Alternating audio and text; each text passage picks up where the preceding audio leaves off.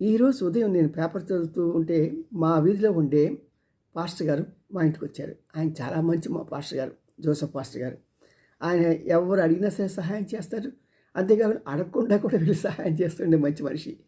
అందుకనే మా ఏరియాలో ఆయన ఎవరింటికైనా సరే ఏ సమయంలో రావడానికి ఆయనకి అందరి ద్వారాలు తీసే ఉంటాయి.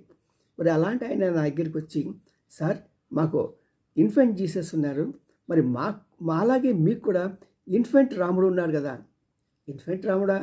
అదేంటండి బాబు అంటే, అదేనండి మీరు గత 4-5 రోజులుగా మేము వింటున్నాం కదా, బాలరాముడు మందిరం అని. అవునా, మీరు ఇలా తీసుకొచ్చారా, మీకు ఇలా అర్థమైందా అనుకొని, అవునండి మాకు కూడా బాలరాముడు అని నేను ఈ మధ్య వింటున్నాను, అది మంచిదే కదా. ఎందుకంటే చిన్నపిల్లలు ఎక్కువగా అలాంటి వాటికి ఆకర్షించబడతారు. అలాంటి దేవుళ్ళు ఆకర్షించబడటం వలన వారి మార్గంలో నడవడానికి అవకాశం ఉండి వారి జీవితాన్ని చక్కదిద్దుకుంటారని వారి అభిప్రాయం.